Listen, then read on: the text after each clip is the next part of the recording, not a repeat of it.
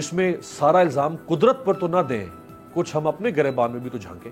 ये तो डैम बनाने से भी ज्यादा मुश्किल काम है, ये झीलें बनाने से भी ज्यादा मुश्किल काम है। आज आप मेंगोरा शहर जाके देखें, आपको नहीं लगेगा इतना बड़ा सैलाबी रेला गुजरा है।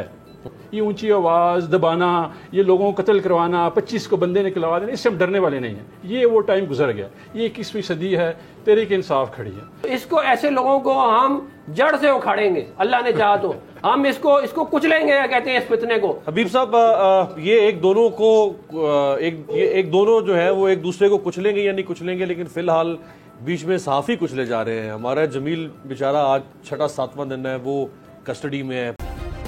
सब्सक्राइब करें और बेल दबाएं ताकि कोई खबर रह न जाए।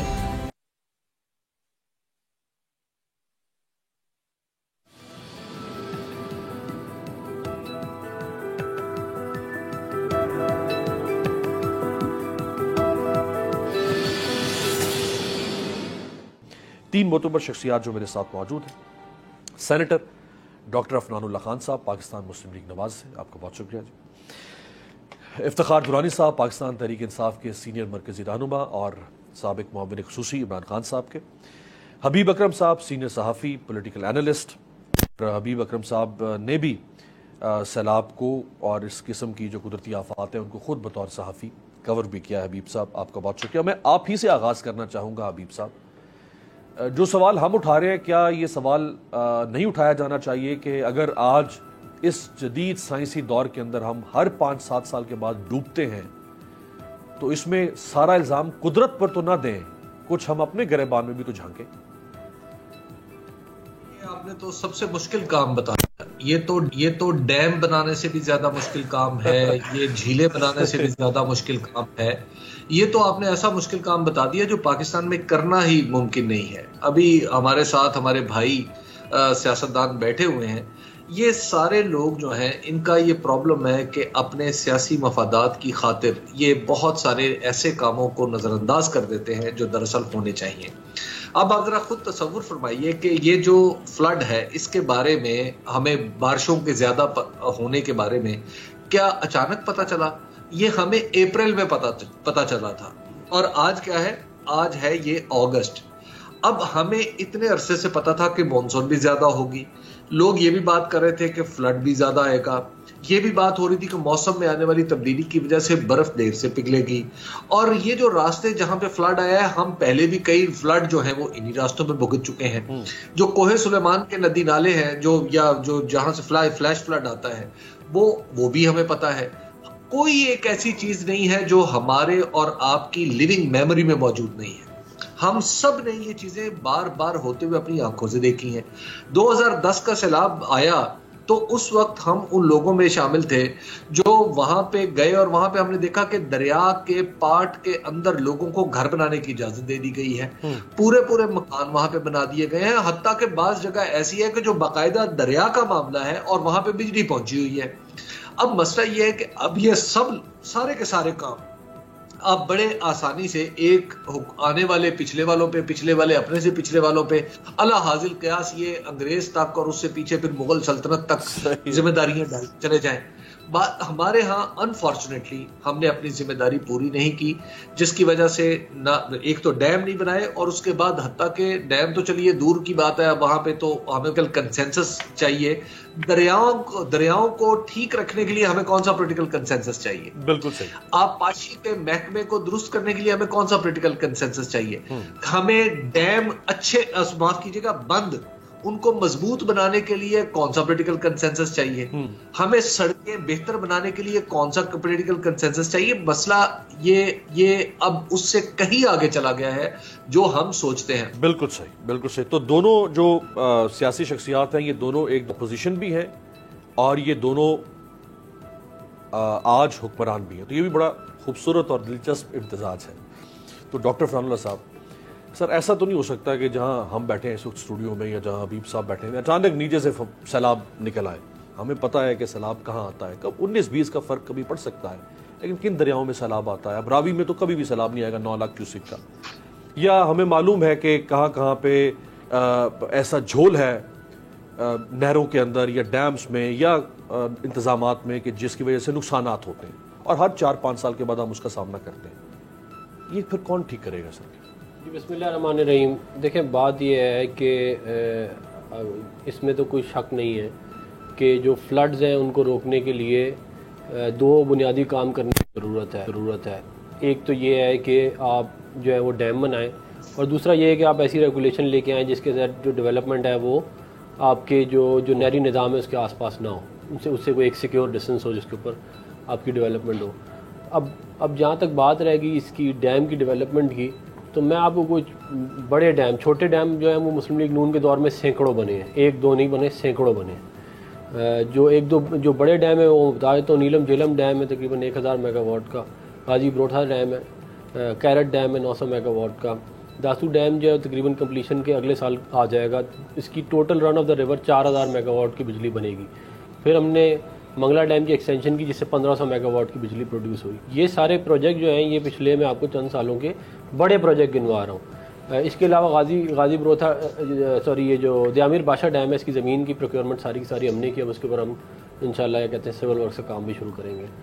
اب یہ بات آپ کی درست ہے، اس میں کوئی شک نہیں ہے کہ ظاہر ہے مزید اور کام کرنے کی بہت سخت ضرورت ہے. اب میں یہ کہوں گا نہیں جی، اور یہ ایک اچھی بات بھی ہے کہ ہمارے ملک میں اپرچونٹی ہے کہ ہم ڈیمز بلڈ کر کے پانی کو سٹور کر سکتے ہیں، اور اس کے اندر جو چھوٹے ڈیم ہیں وہ ذمہ داری کی جو ہے وہ آپ کی صوبائی حکومتوں کی ہوتی ہے، اور جو بڑے ڈیم ہیں وہ وفاقی حکومت کی ذمہ داری ہوتی ہے.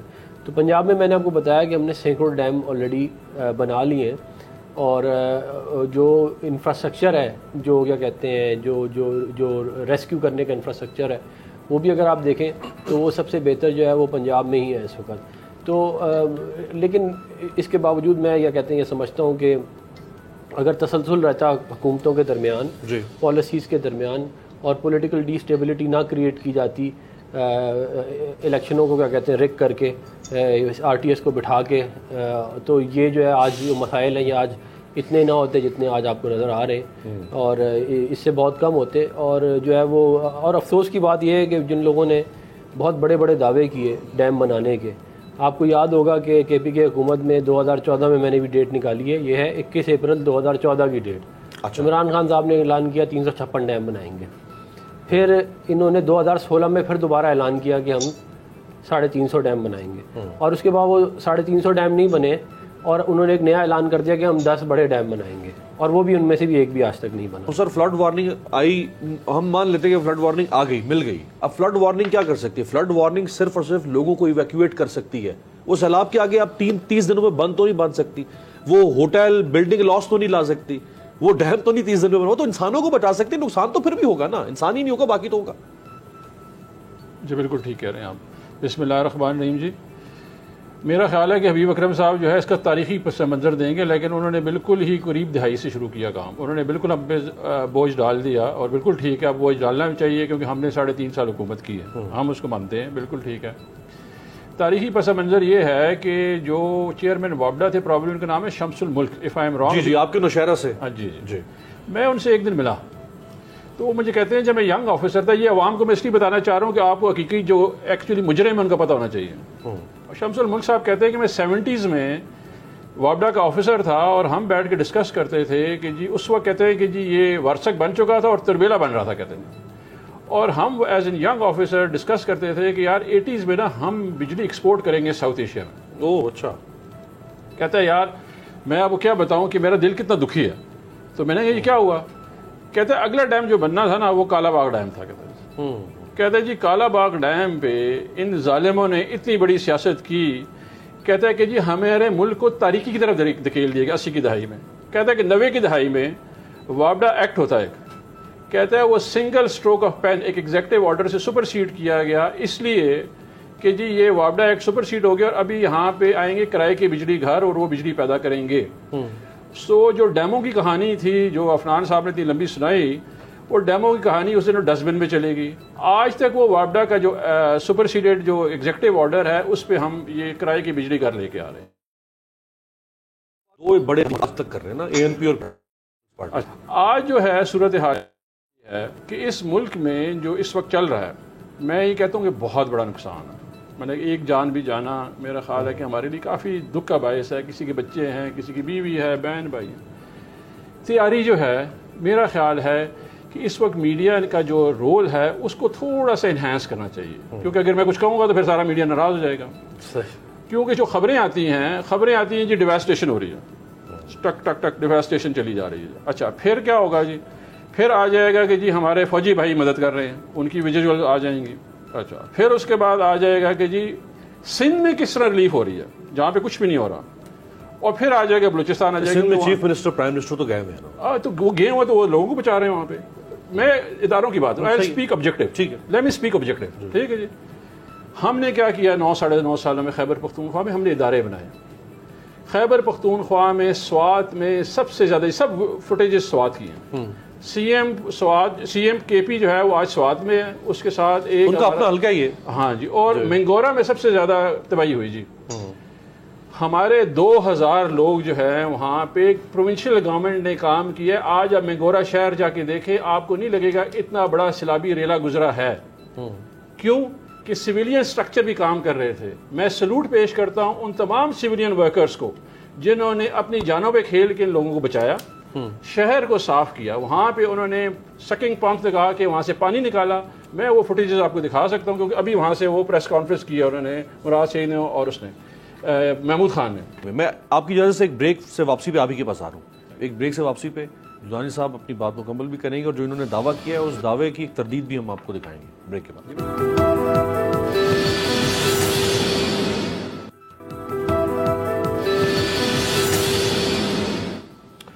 بریک کے بعد خوش آمدید. بریک سے پہلے افتخار درانی صاحب کا یہ ایک جائز مطالبہ تھا کہ وہ لوگ جو چاہے وہ سویلین سیٹ اپ سے ہیں یا اپنی حیثیت میں بھی اگر کوئی شخص سامنے آ کر کسی کی مدد کر رہا ہے اس قدرتی آفت میں تو اس کو سراہنا چاہیے اور وہ ہمارے ہیروز ہیں، ان کو سامنے لانا چاہیے. ہمارے ہاں ادارے کام نہیں کرتے، اس کی ایک مثال ہمیں کل پھر نظر آئی. یہ ذرا فوٹیج دکھائیں. یہ ایک بہت بڑا ہوٹل جو سوات میں دریا برد ہوا ہے. یہ ہوٹل سڑک پر اور آدھا دریا کے کنارے پر تعمیر ہے. اس وقت سوات کے اندر ریور پروٹیکشن ایکٹ لاگو ہے.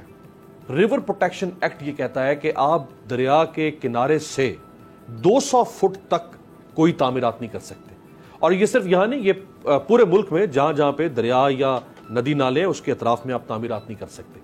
کراچی میں بھی یہی مسئلہ ہمیں دیکھنے کو ملتا ہے، جب نالے چوک ہوتے ہیں کیونکہ تعمیرات ہو چکی ہوں گی. اور یہ ابھی ہمیں سوات میں بھی یہی منظر دیکھنے کو مل رہا ہے. تو درانی صاحب سوال یہ ہے کہ وہ بلڈنگ بائی لاز والے کہاں چلے گئے، وہ بلدیہ والے کہاں چلے گئے. ہوٹل اوور نائٹ تو نہیں بنا ہوگا، یقیناً 2-3 سال میں جا کے مکمل ہوا ہوگا. آخر کسی کو تو آ کے اس کا ہاتھ روکنا چاہیے تاکہ بدبخت آدمی خود بھی مرے گا دوسروں کو بھی مارے گا. یہ بڑا اچھا آپ نے پوائنٹ ہائی لائٹ کیا جی. میں اس کے اوپر ڈسکس کرنا چاہ رہا تھا.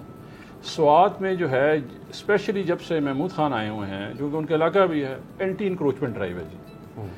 اچھا آپ کو جتنی بلڈنگیں بھی نظر آئیں گی نا جی، یہ وہ ہیں جن کو انہوں نے یہ وہ زمینیں ہیں جو پرائیویٹ اونڈ ہے، ہماری گورنمنٹ کی اونڈ نہیں ہے. اور یہ کورٹ آرڈرز لے کے آئے ہوئے ہیں، اسٹے لے کے آئے، اسٹے آرڈرز. آپ جس کی بلڈنگ کو چیک کریں گے وہ ہوں گے، کیونکہ اینٹی انکروچمنٹ ڈرائیو مسلسل چل رہی ہے وہاں پہ. ہم نے پشتے سائٹ پہ بنے ہوئے سوات کے ساتھ ساتھ جو ہے اتنی بڑی کلیمٹی جو اس وقت دیکھیں نا، ایٹ ایوریج جو تھا ایکسپیکٹڈ تھا کہ جی آپ کا 2,32,000 کیوسک فٹ پانی آئے گا، which has exceeded to 4 lakh cusec feet تک گیا. دگنا ہو گیا. تو جب وہ دگنا ہو گیا تو اتنا تو اس کی پروٹیکشن تھی کہ اس کو نے بچایا. یہ جو بلڈنگیں آپ کو نظر آ رہی ہیں رن آف دی ریور جو ہیں، اس میں ابھی حکومت کچھ نہیں کر سکتی ہے سوائے اس کے کہ جب عدالت آپ کو فیصلہ سنا رہی تھی آپ کو عدالت کے اوپر احترام کرنا پڑتا ہے، آپ دوبارہ اپیل میں چلے جاتے ہیں. نہیں سر، جب وہ اینٹ رکھتے ہیں پہلی دوسری اینٹ دیوار اگر کہیں نہ کہیں تو دیکھیں اس میں جس میں گفتگو کر رہا تھا نا جی، ہم تو آئے جب حکومت میں، ہم نے ٹاؤن پلاننگ پاکستان میں کوئی کانسیپٹ نہیں ہے. ٹھیک ہے جی. یہ ٹاؤن پلاننگ کے اوپر جو کانسیپٹ ہے، یہاں پہ عمران خان صاحب نے متعدد میٹنگ کی جہاں پہ انہوں نے ہائی رائز کے اوپر بات کی ہے، انہوں نے ٹاؤن پلاننگ کی بات کی ہے. لاہور نے آپ کی ایگزامپل دی. لاہور میں پانی کیوں نہیں کھڑا ہوتا بھائی؟ کیونکہ انڈر گراؤنڈ آپ نے ٹینکس بنا لی ہیں، ادھر چلا جاتا ہے. صرف یہ ہے کہ آپ کو دکھ چاہیے اور درد چاہیے عوام کے لیے اور اس کے پیسے کے لیے. جب تک یہ دکھ درد اور ذہن نہیں ہوگا اس اپروچ سے آپ آگے نہیں بڑھ سکتے. اس ملک کو ہمیں جو ڈائریکشن لیس کیا گیا ہے وہ ڈائریکشن ہے جس کے خلاف ہم حقیقی آزادی کی جنگ لڑ رہے ہیں. یہ وہ مافیاز تھے جو ہم پہ مسلط ہو گئے تھے 5 دہائی پہلے، اور ان کا کام تھا ہمارا خون چوسنا. اس ٹاؤن پلاننگ میں اگر آپ کہیں پہ بھی چلے جائیں، میرا ننہال ایبٹ آباد کا ہے، آپ ایبٹ آباد جائیں، ایک خوبصورت شہر جو کہ میں نے 70s میں دیکھا ہے برباد پڑا ہوا ہے، کیونکہ جب ان لوگوں کی حکومتیں تھیں ان لوگوں نے پہاڑیوں پہ چڑھ گئے وہاں پہ. ٹھیک ہے جی. اچھا ابھی مجھے بتائیں جہاں پہ چیزیں بن گئی ہیں ایک بندے کا گھر آپ کیسے گرا سکتے ہیں وہاں پہ؟ اس کو پہلے روکنا چاہیے نا، اس کو روکنا چاہیے تھا. ابھی اس وقت جو ہے خیبر پختونخوا میں میرا خیال ہے آپ چیف منسٹر سے لے بھی سکتے ہیں کہ جہاں پہ جس کنسٹرکشن ہو رہی ہے ٹاؤن پلاننگ از اے کی فیکٹر، اس میں ہم ان کو بتاتے ہیں. لیکن میرا پوائنٹ واپس اس پہ آتا ہے کہ جو سویلین لوگ کام کر رہے ہیں، امیر بھائی میرا جو گزارش ہے، جو لوگ ریسکیو میں ریلیف میں کام کر رہے ہیں وہ ہمارے دشمن نہیں ہیں، ہمارے پاکستانی بھائی ہیں. وہ ان کی جان بھی اتنی قیمتی، ان کی جان بھی قیمتی ہے. جب تک اس قیمتی جان کا احساس ہم نہیں رکھیں گے ہم جانیں نہیں بچا سکیں گے. یہ سوچ و فکر چاہیے. اچھا ابھی آ گیا جی کلائمیٹ میٹیگیشن پہ. 22,000 ڈیم ہیں اس وقت چین کے اندر، 22,000. 5,000 ڈیم ہیں بھارت میں. پاکستان میں آپ اگر بڑے ڈیم گنیں گے تو آپ انگلی پہ گن سکتے ہیں، وہ 5-7 سے زیادہ ڈیم نہیں ہوں گے، بلکہ دو تو صرف بڑے ڈیم تو صرف 2 ہی ہیں، تربیلا اور منگلا. اب ہماری پڑوس میں بھارت میں اگر ہم دیکھیں تو 190 ڈیم وہ پاکستانی دریاؤں پر تعمیر کر رہا ہے، جس میں سے 65 وہ تعمیر کر چکا ہوا ہے، اور باقی جو ہے اس کا وہ لوک سبھا سے وہاں کی حکومتیں ماضی کی وہ اپروول لے چکی ہوئی ہیں. ہمیں نہ پڑوس نظر آ رہا ہے، نہ مغرب نظر آ رہا ہے، نہ مشرق بعید نظر آ رہا ہے. دنیا سے کہیں سے بھی ہم سبق نہیں سیکھ رہے. دیکھیے میں نے پہلے عرض کیا، میں اسی آرگومنٹ کو آگے بڑھاؤں گا کہ ہمارا مسئلہ ایک سسٹم کے اندر سرایت کر جانے والی نالائکی ہے. ہمارے جو معاف کیجئے گا مجھے، ہمارے جو ٹاؤن پلانرز ہیں انہیں ٹاؤن پلاننگ نہیں آتی، ہمارے جو ایڈمنسٹریٹرز ہیں انہیں ایڈمنسٹریشن نہیں آتی. بات عدالت میں اس وقت پہنچتی ہے جب بلڈنگ بن چکی ہوتی ہے، بنی ہوئی بلڈنگ کو گرانے کے لیے حکومت پہنچتی ہے جب پہلی اینٹ رکھی جا رہی ہوتی ہے، اس کی بنیادیں کھودی جا رہی ہوتی ہیں، کوئی اس کو نہیں ہوتا، اور اس وقت وہ بلڈنگ مسلسل بنتی چلی جاتی ہے. یہ ہمارے سسٹم کی خرابی ہے جو ہم آگے یعنی آج ہم بات کریں اگلے کل کی یا آئندہ آنے والے سالوں کی، ہم تو وہاں تک پہنچ ہی نہیں پا رہے. ہم تو اپنا حال درست نہیں کر پا رہے. پرابلم ہمارا کچھ اور ہے. جہاں تک آپ انڈیا کی بات کر رہے ہیں، انڈیا نے انڈیا کے اندر پچھلے کچھ عرصے میں جو ہونے والی ڈیولپمنٹ ہے، اس میں آپ کو ایک عرض کروں گا کہ اس میں ان کے پولیٹیکل سٹرکچر کا بہت ہی اہم کردار ہے. پولیٹیکل سٹرکچر کو انہوں نے باقاعدہ طور پر چینج کیا ہے. ہم چونکہ بارڈر کے اس طرف بیٹھ کے ان کے اس اوپر والے پولیٹیکل سٹرکچر کی مثالیں دیتے ہیں، ہم نیچے والے پولیٹیکل سٹرکچر کی مثالیں نہیں دیتے. نیچے والا پولیٹیکل سٹرکچر انہوں نے اتنا سٹرونگ کر لیا ہے کہ وہاں پہ ڈسٹرکٹ لیول پہ، وہاں پہ ڈویژنل لیول پہ، چھوٹے چھوٹے گاؤں دیہات کے لیول پہ اب چیزیں گورن ہو رہی ہیں. لیکن ہمارے ہاں جو گورننس سسٹم ہے اس میں آپ پنجاب میں دیکھ لیجئے، اس وقت جو وزیر اعلیٰ ہیں جناب پرویز الہی صاحب اس وقت بھی وزیر اعلیٰ تھے جب جنرل پرویز مشرف کا لایا ہوا لوکل باڈی سسٹم باقاعدہ طور پہ انہوں نے برباد کر کے رکھ دیا تھا. ڈاکٹر صاحب، سر آپ حصہ ہیں اس وقت سینٹ کا، مقننہ کا کام تو یہ ہے نا کہ وہ اگلے 50-100 سال 150 سال کو قوم کے جو خطرات ہیں ان کو بھانپتے ہوئے اس کی پلاننگ کرے. ہماری مقننہ بھی ہی سیٹ میں لگی ہوئی ہے، حکومتیں ایڈھاکزم پہ، اس پہ فائر فائٹنگ پہ لگی ہوئی ہیں، ڈے ٹو ڈے گورننس کے اوپر. آج وقت نہیں ہے کہ پرائم منسٹر شہباز شریف صاحب اناؤنس کریں، ایک کمیشن تشکیل دیں ماہرین کے اوپر، اور اس کو ایک ٹائم بارڈ کریں کہ وہ پاکستان میں سیلاب کی تباہ کاریوں کو روکنے کے لیے تجاویز مرتب کریں، اور اس کو پھر آپ پارلیمنٹ کے فلور پہ لے کے آئیں اور یہاں سے ایک پہلا قدم لیں. دیکھیں بات یہ ہے کہ ہم نے تو بہت دفعہ سنجیدگی سے اس کے اوپر کام کرنے کی کوشش کی ہے. میں 17 اکتوبر 2010 کا آپ کو بتا دیتا ہوں، میاں محمد نواز شریف صاحب نے میثاق پاکستان کا اعلان کیا، جس کی بنیاد یہ تھی کہ ہم پاکستان کی اکانومی کو ایک ٹریک پہ چڑھا دیں اور حکومتیں آتی جاتی رہیں، لیکن ہماری اکنامک پلاننگ لانگ ٹرم 25 سال کی ہو جائے اور اس کے بعد سے نہ ہٹیں.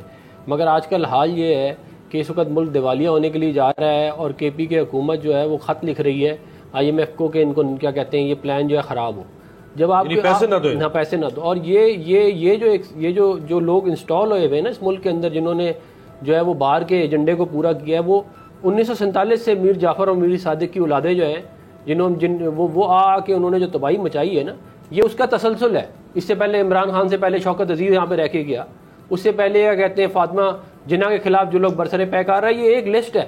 یہ وہی لوگ آپ کو سارے نظر آئیں گے بار بار آتے ہوئے جنہوں نے اس ملک کو بیچا اور باہر سے مال پکڑا. کبھی انڈین لابی سے مال پکڑا، کبھی اسرائیلی لابی سے مال پکڑا، اور اس ملک کے خلاف سازشیں کی. اور آپ بے شرمی کا عالم دیکھیں کہ لوگ مر رہے ہیں اس وقت, اور سب سے زیادہ لوگ KPK میں مر رہے ہیں. اور آپ یہ دیکھیں یہ جا کے جلسے کر رہے ہیں, یہ جا کے جلسے کر رہے ہیں جیلم میں, ٹھیک ہے نا. اور جیلم میں جلسوں میں تقریر کیا ہو رہی ہے, اس سے پہلے عمران خان کا کیا آپ نے فنڈ ریزنگ کرنی ہے مگر حقیقی آزادی یا حقیقی بے شرمی کے لیے کرنی ہے. آپ نے فنڈ ریزنگ اس کے لیے نہیں کرنی جو کیا کہتے ہیں جو لوگ مر رہے ہیں. یہ ان کے لوگ کمل شودب تقریر کرتے ہوئے کہہ رہی ہے والی بات.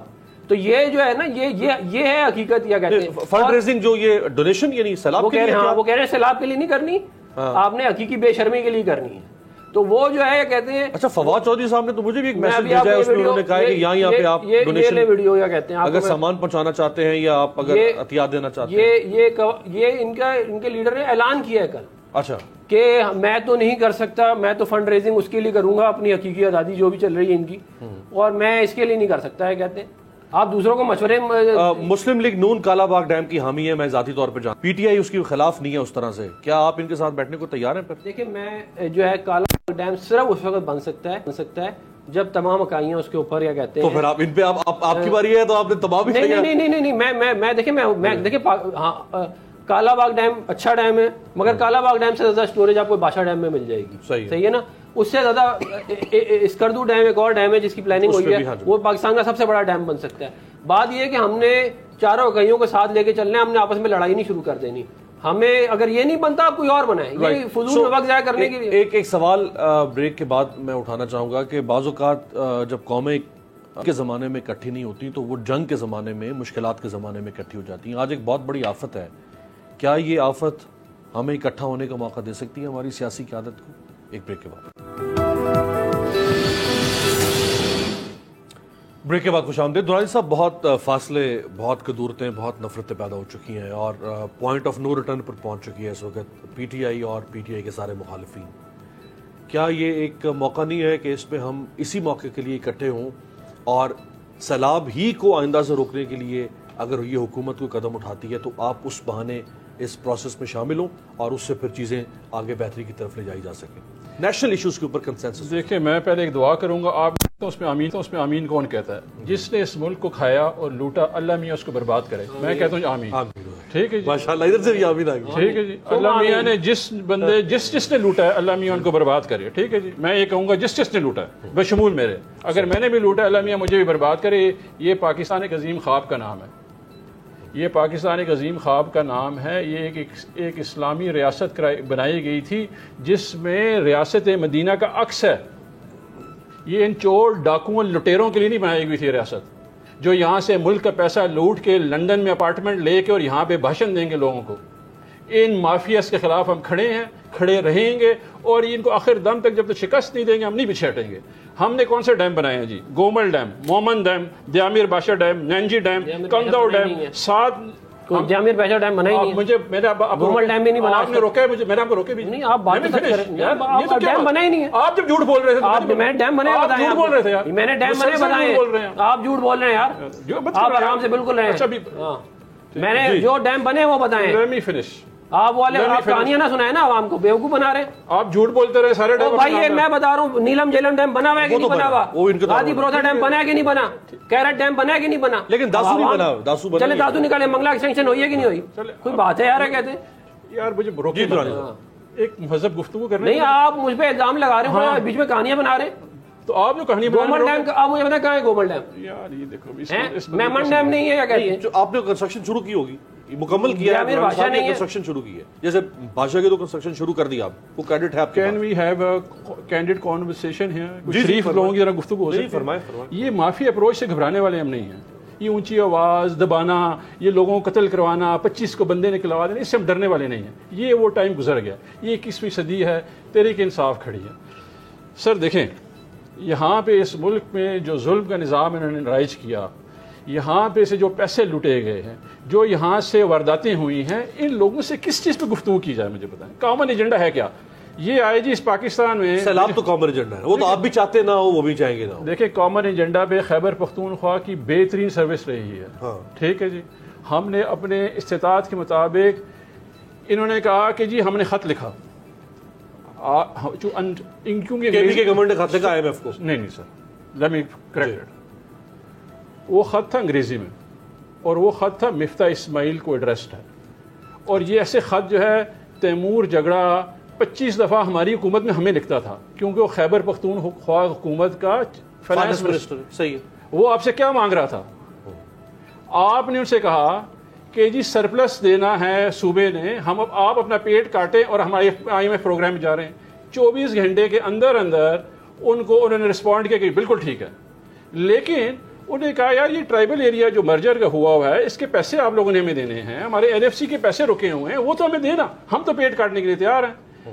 اس نے اس کو خط لکھا. ان کی جو اسٹریٹجک میڈیا سیل ہے کیونکہ ان کو تو کچھ ملتا ہی نہیں عمران خان کے اوپر, انہوں نے اٹھایا کہ جی IMF کو خط لکھ دیا. تو آپ کہہ رہے ہیں پروپیگنڈا کیا گیا اس کے اوپر؟ ایگزیکٹلی, جھوٹ بولا. کیا حکومت PDM پہلا قدم لے گی PTI کو ساتھ بٹھانے کے لیے؟ دیکھیں بات یہ ہے کہ ہم نے چارٹر آف اکانومی کا اعلان 2 دفعہ کیا, جب ہم حکومت میں تب کیا, جب ہم اپوزیشن میں تھے تب کیا. لیکن اگر آپ یہودیوں سے پیسے لیں گے, انڈین نیشنل سے پیسے لیں گے, آپ ووٹن کرکٹ لمیٹڈ کے پیسے پکڑیں گے اور گوادر کو اور CPAC کو سیبوٹاج کریں گے, تو یہ بیرونی ایجنڈے کو فالو کرنے والے جو ایجنٹ ہیں نا, ان کے ساتھ نہیں بیٹھیں گے, ان کے ساتھ خالی نہ بیٹھیں گے. اور ایک اور میں بات بتاؤں, جو ٹرانسپیرنسی انٹرنیشنل یہ کہتی ہے کہ عمران خان چور ہے, ہمیں 136ویں نمبر کے اوپر ملا کرپشن پرسیپشن انڈیکس, ہم 170ویں نمبر پہ چھوڑ کے گئے. اور ان چوروں نے, ان فورن ایجنٹوں نے, ان یہودیوں کے کیا کہتے ہیں ایجنٹوں نے اس کو 140ویں نمبر پہ لے گئے. یہ میں نہیں کہہ رہا, یہ انٹرنیشنل آرگنائزیشن ہے جو کہتی ہے کہ یہ لوگ چور ہیں, اور یہ اس کے بعد آمینے کراتے ہیں. یہ عوام کو بیوقوف سمجھتے ہیں, عوام کو معلوم نہیں ہے کہ کہتے ہیں ان کی حقیقت کیا ہے. یہ لوگ مال کھاتے ہیں. انہوں نے کوئی ایک ایسا کانٹریکٹ دیا ہی نہیں جس کے اور مال نہ بنایا ہو. عمران خان کا پورا خاندان بیٹھ کے وہاں پہ ٹرانسفر پوسٹنگوں میں مال بنا رہا تھا, اس کو نہیں پتا تھا. اس کو ISI بتاتی تھی کہ شریف فیملی کرپشن کرتی ہے تو یقین کر لیتا تھا, مگر جب ISI آگے یہ بتاتی تھی کہ تمہاری فیملی کرپشن کر رہی ہے تو اسے یقین نہیں آتا تھا, تب ISI کے چیف کو ہٹا دیا اس نے. تو یہ اس کی اوقات ہے, یہ بنیادی طور پہ بیرونی ایجنڈے کے اوپر کام کر رہا ہے. یہ دور حاضر کا فتنہ ہے. یہ اس نے اس ملک کی اینٹ سے اینٹ بجانے کے لیے IMF پروگرام کو خراب کیا. یہ باہر سے مال پکڑ کے پاکستان کے اندر کیا کہتے ہیں وہ سازش کرتا ہے. تو اس کو, ایسے لوگوں کو ہم جڑ سے اکھاڑیں گے, اللہ نے چاہا تو ہم اس کو کچلیں گے, کہتے ہیں اس فتنے کو. حبیب صاحب, یہ ایک دونوں جو ہے وہ ایک دوسرے کو کچلیں گے یا نہیں کچلیں گے, لیکن فی الحال بیچ میں صحافی کچلے جا رہے ہیں. ہمارا جمیل بیچارہ آج 6واں دن ہے, وہ کسٹڈی میں ہے. پولیس نے کہا کہ 4 دن پولیس نے اپنے پاس رکھ کے کہا کہ بھئی ہمارا کوئی لینا دینا نہیں ہے, تو FIA کا ملزم ہے. تو بھئی ان 4 دنوں کا حساب کون دے گا؟ باقی ایک دیکھیں, پہلے تو میں یہ جو ہیٹڈ ڈیبیٹ ہے, میں کم از کم سمجھتا ہوں کہ ہمیں لینگویج کے استعمال میں کچھ تھوڑا سا خیال کرنا چاہیے کہ ہم میڈیا پہ بیٹھے ہوئے ہیں. ہمارے پولیٹیشینز کو ایک دوسرے کے بارے میں بات کرتے ہوئے خاندانوں کو چور کہنا یا اس طرح کی چیزیں یہ نامناسب, میرا خیال ہے کہ نامناسب ہے. لیکن بہرحال یہ اپنی معاملات خود ہی سمجھتے ہیں. جہاں تک میڈیا کا تعلق ہے نا جی, جو میڈیا کے بارے میں آپ کو ایک عرض کروں, میڈیا کبھی بھی کسی کو پسند نہیں رہا. آزاد میڈیا پہ بات کرنا, میڈیا کی آزادی, یہ سب لوگوں کی لپ سروس ہوتی ہے. اس کے بعد جیسے ہی یہ حکومتوں میں آتے ہیں تو ان کے خیالات بھی بدل جاتے ہیں اور میڈیا کے بارے میں نظریات بھی بدل جاتے ہیں. تو اس کا ہم شکار ہوتے ہیں. ہم ہمیشہ ہر حکومت کے دور میں شکار ہوتے رہے ہیں, تو اس حکومت کے دور میں بھی ہو رہے ہیں.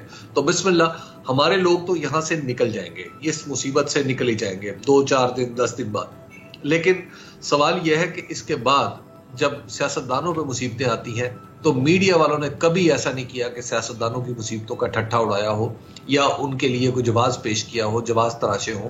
ہم ہمیشہ ان کی ہر مشکل میں ان کے ساتھ کھڑے ہوتے ہیں, لیکن بہرحال یہ ہمارے ساتھ اپنی ضرورت کے تحت ہی کھڑے ہوتے ہیں. بہت بہت شکریہ تینوں مہمانوں کا. فی الحال تو پاکستان کو خطرہ اس خود سے ہے, ایک بہت بڑی تباہی ہے. آپ اندازہ کریں کہ پاکستان ایک دائرے میں گھوم رہا ہے. ہم 4-5 سال اپنے ملک کو کھڑا کرتے ہیں اپنے قدموں کے اوپر, پھر ایک سیلاب آتا ہے وہ ہمیں تباہ کر دیتا ہے. پھر ہم 4-5 سال ملک کو کھڑا کرتے ہیں, پھر سیلاب آتا ہے ہمیں تباہ کر دیتا ہے. بہرحال اس کا سوچنا جو ہے وہ پاکستان کی مقننہ کو ہے اور پاکستان کی سیاسی اشرافیہ کو ہے. ہم تو صرف سوال اٹھا سکتے ہیں اور پاکستان کی عوام ان سے توقع رکھ سکتے ہیں. آپ سے ملاقات ہوگی کل. میں ہوں جاسمین منظور اور آپ مجھے دیکھیں گے صرف بولڈ پر.